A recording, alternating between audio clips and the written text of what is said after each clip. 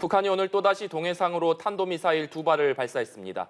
각종 북한 대외 선전 매체들의 호국 훈련 비난이 잇따른 가운데 결국 훈련 마지막 날 실제 도발에 나선 것입니다. 네, 한편 미국 정부가 북한이 미국이나 동맹국에 핵 공격을 가하면 정권의 종말을 가져오게 될 것이라고 경고를 했습니다.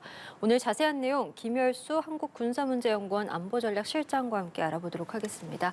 어서 오시죠. 네, 안녕하십니까? 안녕하세요. 네. 말씀드린 대로 중국의 20차 당대회가 끝나자마자 북한이 다시금 탄도미사일 도발을 재개를 했습니다. 어떤 의미라고 봐야 되겠습니까? 뭐 크게 보면은 세 가지 정도로 나눠서 얘기할 수 있을 것 같습니다. 하나는 지나간 한국의 훈련에 대해서 대응한다는 차원이 있을 거고요. 두 번째는 이제 31일부터 시작할 다가오는 훈련에 대한 대응 차원에서 한 게 있을 거고요. 세 번째는 이보다 더 큰 차원에서 미래에 더 큰 도발이 있을 거라는 예고편 차원에서의 그런 도발이 있지 않았을까 이런 생각을 합니다. 그래서 훈련이 우리가 호구 훈련이 17일부터 28일까지 오늘이죠. 오늘까지 이제 훈련이 종료됐지 않았습니까? 네.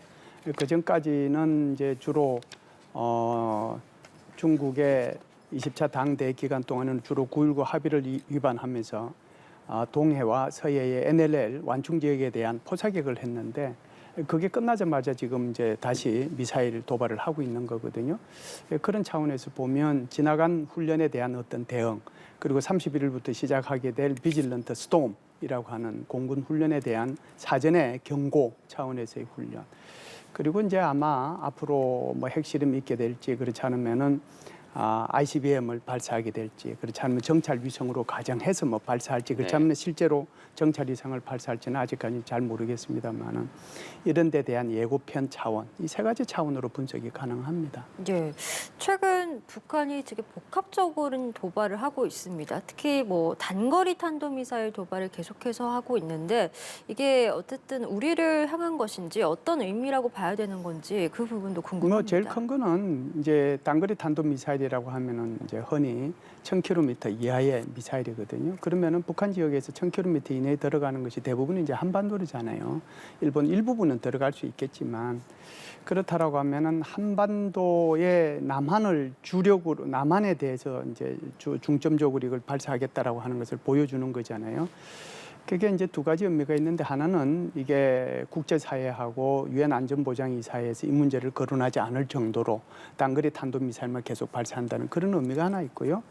두 번째는 한국이 주적이다라고 하는 것을 명확하게 보여주면서 계속해서 단거리 탄도미사일의 성능을 향상시키기 위한 수단으로 이 훈련을 하고 있다 이렇게 볼 수가 있죠. 네.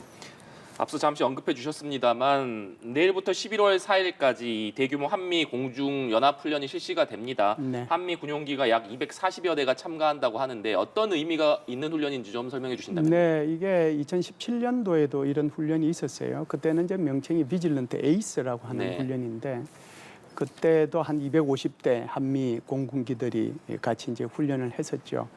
2017년도에 했을 때는 12월 달에 그때는 훈련을 했고요. 그 전에는 이제 좀 이렇게 한미가 공동으로 계속 비질런트 에이스 훈련을 규모의 차이는 있지만 해왔었어요.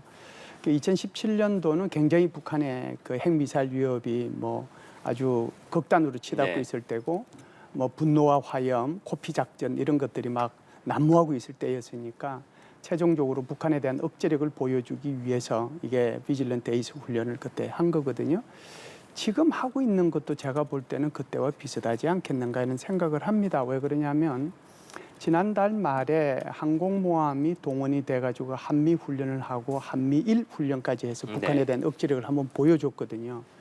그 다음에 다시 보여줄 수 있는 것이 이제 결국은 한미 간의 공군 훈련이란 말이죠. 그래서 여기에는 이제 다양한 한국군의 그 뭐 스텔스기를 포함해서 미군의 스텔스기, 전자전기 뭐 이런 것들이 포함이 돼가지고 대규모 훈련을 함으로써 북한에 대한 확실한 억제력을 우리가 가지고 있다. 그러니 도발할 생각하지 마라. 도발하는 순간에 240대, 250대가 훨씬 더 넘는 전투기가 북한을 초토화할 수 있다는 것을 절대로 잊어서는 안 된다라고 하는 것을 보여주기 위한 훈련이라고 봐야죠. 예, 이번 훈련에서 눈에 띄는 게 EA-18 그라울러 전자전기 그리고 수직 이착륙이 가능한 네. F-35B 이것이 한반도에 전개된다는 점인 것 같습니다. 그렇기 때문에 좀 이례적이다라는 평가도 있는데 앞서서 뭐 이것이 우리에게 억제력을 보여주는 것이다라고 말씀을 해주셨는데 어떤 무기고 또 어떤 효과를 가져올 수 있는지도 궁금합니다. 그 두 무기 체계 모두 다 함재기예요. 그러니까 항공모함에 탑재되는 거란 말이죠. 그러니까 전자전기는 가지고 있는 기능이 두 가지인데 하나는 전자전기가 떠서 상대방 국가의 그 소위 말하는 그 방공망 있지 않습니까? 방공망 레이더를 갖다가 초토화시키는 그런 임무가 하나 있고 두 번째는 내 전투기들이 이쪽에서 쭉 돌고 상대방 전투기들이 뜰 거 아니에요? 상대방 전투기의 레이더를 무력화시키는 거예요. 이게 전자전기가 가지고 있는 가장 중요한 임무죠. 이게 첫 번째고요. 두 번째는 지금 F-35B라고 하는 것은 A하고 좀 다릅니다. A로는 우리도 이제 F-35A를 가지고 있잖아요. 네. 스텔스기를 가지고 있는데 이 A는 지상에서 이렇게 이륙을 하고 착륙을 하는 거예요. 그런데 F-35B라고 하는 것은 수직 이착륙이 가능하고 아주 짧은 활주로에서 떠고 내릴 수 있는 거거든요. 그래서 이런 것들을 이제 보여주는 것은 북한이 뭐 이번에 이제 참여하는 것이 우리 한국군, 미군 해서 공중급유기도 참여하고 뭐 G 통제기도 참여하고 그다음에 F-35A, B도 참여하고 다양한 것들이 참여하잖아요. 그러니까 이런 것들을 통해서 북한 여차하면 들어가서 그러니까 방공망 다 무력화하고 그리고 나서 우리가 너희들 때릴 수 있다라고 하는 것을 과시하는 그런 거라고 봐야죠. 네. 지금 또 북한이 가장 두려워하는 무기 중에 하나가 B-1B 전폭기 아니겠습니까? 네, B-1B 네. 전폭기가 이미 괌에 배치돼 있는 상태인데 맞습니다. 이 한미 간의 대규모 공중 전력들이 이번 훈련에 참가를 하기 때문에 B-1B도 과연 이번 훈련에 참가를 할 것인지에 대한 궁금증도 있는 것 같습니다. 네, 굉장히 중요한 말씀을 하셨는데요. 사실상 이번에 공식적으로 이제 발표된 내용은 한미 간의 기종들이 다 공개가 됐거든요. 거기에 지금 말씀하신 것처럼 B-1B, 소위 말하는 죽음의 백조라고 하는 전략 폭격기는 괌에 4대가 지금 와 있지만 여기에 참여한다는 말은 없었어요. 그런데 제가 볼 때는 북한이 다시 이렇게 미사일을 도발하고 상황이 안 좋으면 뭐 괌에서 한국까지 오는 데는 2시간밖에 안 걸리거든요. 참여할 가능성이 훨씬 높다고 보고 그런 참여를 통해서 북한에 대한 억제력을 더 보여줄 수 있다고 보죠. 네, 이번 훈련에는 또 호주의 공중급유기도 참가를 한다고 합니다. 뭐 잠시 후에 다루겠습니다만 미국의 핵태세 보고서에서 지금 북한, 중국, 러시아의 핵 위협에 맞서서 한국과 일본, 호주 등 4자 협의체 구성이 필요하다 이런 부분이 언급이 됐었거든요. 같은 일환이다라고 보면 되겠습니다. 네, 그 뭐 연장선상이 있다라고 보고요. 기본적으로 호주는 6.25 때 우리 대한민국에 와서 유엔군의 일원으로서 뭐 참전했다는 것은 다 아는 거고 굉장히 많은 이제 사상자를 냈었고요. 지금도 호주는 전 세계 유엔 평화유지군에 가장 많은 이제 사실상 전체 군인은 얼마 안 되는데 거기에 가장 많은 군대를 파견하는 국가 중에 하나입니다. 그러니까 호주가 가지고 있는 기본적인 생각은 가치를 존중하는 거죠. 그 가치라고 하는 것은 민주주의, 시장경제, 인권, 법의 지배라고 하는 소위 말해서 우리가 인류가 얘기하는 보편적 가치라고 하는 이것을 굉장히 중시하는 국가 중에 하나입니다. 그렇기 때문에 아마 한 일주일 뭐 한 10일 정도 됐나요? 그러니까 일본하고 호주하고 새로운 안전보장을 선언한 걸 아마 보시고 들으시고 했을 텐데 그만큼 호주도 이런 가치에 대해서 굉장히 그 중요성을 많이 가지고 있기 때문에 여기에 참여한다라고 보고요. 호주 스스로도 이런 생각을 갖고 있습니다. 물론 이게 이제 조금 얘기가 번지긴 하긴 합니다만은 호주가 남태평양에 있어서 지역 강국이잖아요. 그런데 그 남태평양에 지금 누가 들어오느냐 하면 중국이 들어오고 있거든요. 네. 중국이 들어와서 거기 있는 솔로몬 제도하고 무슨 뭐 안보 협정도 체결한다고 그러고 그리고 앞으로 함정도 들어온다고 그러고 그러다 보니까 지금 호주나 뉴질랜드가 굉장히 중국에 대한 그 어떤 거부감이라고 할까요? 위협이라고 할까요? 그걸 굉장히 많이 느끼고 있어요. 그래서 전체적으로 인도 태평양 지역 전체를 통틀어 볼 때 나 혼자만 가지고는 이게 중국의 위협에 맞설 수 없다는 것을 누구보다도 많이 깨닫고 있는 나라가 이 호주고요. 그렇기 때문에 오크스라고 하는 것을 만들었지 않습니까? 미국, 영국, 호주. 그래가지고 이 호주의 전략 잠수함을 이렇게 만들어주는 것을 이제 체결한 것이 바로 이제 오크스라고 볼 수 있는데 그만큼 이제 호주의 입장에서도 보면 호주도 자기가 무언가를 이 인도 태평양 지역에서 어떤 역할을 해야 자신도 나중에 도움을 받을 수 있다는 그런 생각을 하고 있거든요. 그렇기 때문에 가치에 대한 존중, 미래에 대한 담보 이런 것들을 위해서 이번 훈련에 파견하지 않았는가 보고요. 특히 지난 8월 달에 호주 주도의 블랙피치라는 훈련을 했어요. 네. 그때도 이제 우리 한국 공군도 갔었거든요. 거기에 대한 뭐 담례적인 성격도 있다라고 네. 봐야죠. 그런가 하면 이 최근 일본에 미국의 무인 공격기 MQ-9 리퍼가 배치가 돼서 주목을 받고 있습니다. 이건 어떤 무기인지도 설명을 해주신다면요. 정말 이거는 저도 이제 깜짝 놀라긴 했어요. 네. 이게 뭐 계속해서 이제 우리 언론 보도를 통해서 이제 그 전에 나왔던 것은 하늘의 암살자라고 얘기를 하거든요. 그러니까 우리가 핀세트에서 어떤 물건을 찍어내듯이 이 리프가 그 무인 드론기인데 하늘을 날아다니다가 특정한 목표에 정확하게 가서 헬파이어 미사일을 쏴가지고 그 목표물만 딱 제거하는 거거든요. 그런데 그냥 그 무기가 왔다는 것이 중요한 게 아니고 그 전에 어떠한 성능을 가지고 실제로 그 사례가 있었느냐가 중요하잖아요. 네. 그래서 아프가니스탄에서의 그 IS의 제2인자 그것을 이제 살해할 때도 이 리프가 동원이 됐고요. 그리고 이제 작년 재작년이죠. 이란 뭐 혁명 수비대의 거장이라고 볼 수 있고 소위 말해서 이란, 이라크, 그다음에 저쪽에 그 시리아 여기에서 아주 그 상국에 있어서 아주 유명한 장군 솔레이만이라고 하는 사람이 있어요. 그 사람이 바그다드 공항에서 내려서 복귀하는 과정에 여러 차량들이 한꺼번에 이동하는데 그 중에서도 솔레이마니가 탄 차량만 핀세트로 딱 집어내듯이 가서 공격을 한 거거든요.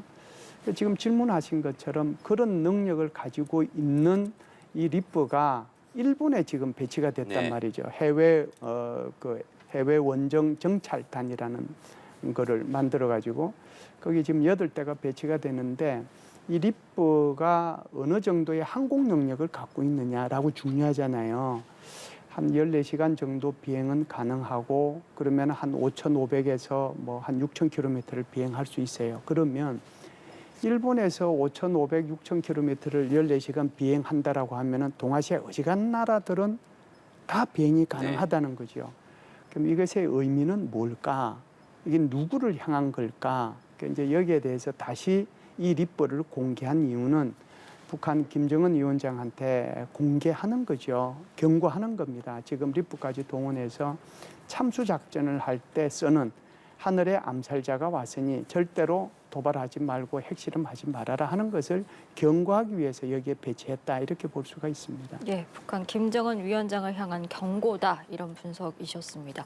자, 그리고 앞서서 저희가 살짝 언급을 했는데 미국 국방부가 핵정책 기조가 담긴 핵태세 보고서를 내놨습니다. 내용 중에 북한이 미국이나 동맹 또는 파트너들에게 핵 공격을 감행하면 정권의 종말에 맞게 될 것이다. 이렇게 강하게 경고를 했습니다. 네. 어떻게 보셨습니까? 이게 지금 새로운 정부가 들어서면 이제 미국에서 통상 내놓는 것이 미국 국가안보 전략서 NSS라고 하는데요. 그다음에 이제 이번에 발표한 NDS, National Defense Strategy죠. 국가 국방 전략. 그다음에 이제 NPR, 그러니까 Nuclear Posture Review라고 하는 핵태세 검토 보고서, 그다음에 이제 MDR이라고 하는 미슬 디펜스 리뷰, 이 네 가지를 차례대로 이렇게 발표를 해요. 그런데 이제 이번 바이든 행정부는 사실상 뭐 지난달에 NSS 처음으로 이제 발표를 했잖아요. 국가안보 전략서. 그거 발표하고 그리고 이번에는 세 개를 한꺼번에 묶어 가지고 발표를 했단 말이죠. 그 발표했는데 지금 질문하신 것처럼 그중에 가장 우리가 관심을 가지고 또 핵심적인 내용 중에 하나가 바로 북한이 핵으로 공격한다면 아마 정권은 살아남지 못할 것이다. 이것을 이제 명문화시켰다라고 하는 거거든요. 아니 그냥 말로 하고 의지로도 표명할 수 있는데 이걸 문서화시키고 명문화시켰다라고 하는 것은 반드시 그렇게 하겠다라고 하는 것을 의미하는 거예요. 그래서 이것도 김정은한테 북한한테 굉장히 경고하는 그런 성격의 문서가 이번에 발표가 됐다 이렇게 볼 수가 있습니다. 네. 그런가 하면 정부가 다음 달 6일로 예정된 일본의 해상자위대 70주년 국제 관함식에 우리 해군을 참석시키기로 결정을 네. 했습니다. 한국의 일본 관함식 참가가 7년 만이라고 하는데 네. 그동안은 왜 참가가 이루어지지 않았는지, 그리고 이번에는 왜 참석을 하게 된 것인지도 궁금하고, 또 한 가지 일각에서 제기되는 우려가 이 관례에 따라서 일본 해군기, 그러니까 군국주의를 상징하는 우길기가 달린 함정에 우리 해군이 경례를 해야 되지 않습니까? 이 부분이 국민 정서상에 맞지 않다, 이런 비판도 나오고 있습니다. 이 부분은 좀 어떻게 봐야겠습니까? 질문이 엄청 큰데요. 네. 지금 말씀하신 대로 순서대로는 아니지만 제가 말씀을 한번 드려보겠습니다. 관함식이라고 하면 이제 지상에서의 열병식과 같은 거예요. 그래서 통상 이제 뭐 러시아가 그랬듯이 성전 기념일 그러면 다른 나라 원수들 초청해가지고 퍼레이드 하는 걸 보여주잖아요. 그런 것처럼 이제 관함식도 이제 다른 나라 정상들 초청하고 뭐 이렇게 해서 배를 이제 사열하는 네. 거예요, 함정들을. 그러면서 이제 국가들이 여기에 참여를 하거든요. 그런데 이제 이런 우리나라는 이제 2008년, 2018년 이렇게 해서 10년 단위로 관함식에 관함식을 개최를 하고요. 일본도 이제 거의 뭐 그 단위 수준으로 하는데, 이번 같은 경우에는 뭐 2022년에 자위대 창설 뭐 70주년이라고 그래서 이번에 관함식을 하는 것 같습니다. 그런데 이제 우리나라가 여기에 이제 참석하고 안 하고 하는 문제는 2018년도에 한국에서 관함식을 할 때 이제 일본에 초청을 했는데 일본이 오겠다고 그랬어요. 네. 그런데 일본이 함정에서 일본 함정이 참여할 때 그때 우리 제주도에서 했는데요. 지금 우길기 비슷한 거거든요. 우길기는 햇살이 18개인데 지금 해상 자위대기는 16개입니다. 그런데 바깥에서 보면 그거나 네. 똑같아요. 그렇기 때문에 그게 똑같다 이렇게 이제 표현들을 하는데, 어찌됐든 그걸 달지 말고 일본 국기를 달고 들어와라. 그러니까 일본에서는 이게 1952년도 이후에 완전히 일본 해상자위대가 전 세계에서 공인을 받아서 이걸 자위대기로 사용하고 있는데, 그렇게 하면 우리가 못 들어가겠다라고 이제 얘기를 한 거죠. 그래서 그때 일본에서 우리 여기 관함식에 참석을 못했고요. 그 전에는 뭐 한국에 두 분이나 왔었고 우리도 이제 뭐 거기에 갔었는데, 이번 같은 경우에도 이제 굉장히 여러 가지 어려움들이 있었죠. 그렇다라고 하면 왜 그전에는 한국이 일본 관함식에 가고 일본도 한국 관함식이 왔는데 2018년도에만 이런 상황이 생겼을까? 그전에도 일본은 자위대기를 달고 왔는데, 그래서 이것은 지난 정부 때의 한 5년이 한일 간의 관계에 있어서 굉장히 암흑시기다 이렇게 네. 표현하는 전문가들도 굉장히 많이 있거든요.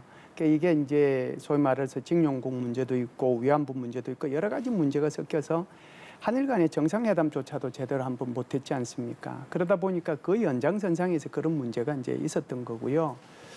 관함식이라고 하는 건 이런 겁니다. 거기에 하다 보면은 이제 이번에는 아베 총리가 거기 기함에 올라가겠죠. 그리고 이제 다른 나라 배들이 지나가면서 경례를 하는데, 네, 기시다 총리. 거기에 무슨 뭐 해군 참모총장이 타고 그러는 거 아니에요. 그냥 우리는 전투함을 일부러 안 보내고 수송, 소위 말해서 그 군수 지원함 11,000톤급입니다. 굉장히 큰 거죠. 우리 23이 8,000톤급인데 그게 11,000톤급이니까 엄청나게 큰 함정을 보내는데, 그것도 이제 의도적으로 일부러 군수 지원함을 보내는 거죠. 전투함이 아니라. 거기에 있는 승무원들은 다 경례를 해요. 반대로 옛날에 일본에서 왔을 때도 우리 여기 대통령한테 다 경례했어요. 네. 우리가 2017년도에 중국에 갔을 때도, 중국 그때 관함식이 했거든요. 그때도 우리 성조원들이 그때 다 경례했습니다. 그래서 이런 거 가지고 참 이렇게 논쟁을 한다는 것은 제가 볼 때는 큰 의미가 없다고 봐요. 네, 알겠습니다. 저희 오늘 말씀은 여기까지 듣도록 하겠습니다. 김열수 한국군사문제연구원 안보전략실장과 함께했습니다. 오늘 말씀 고맙습니다. 감사합니다.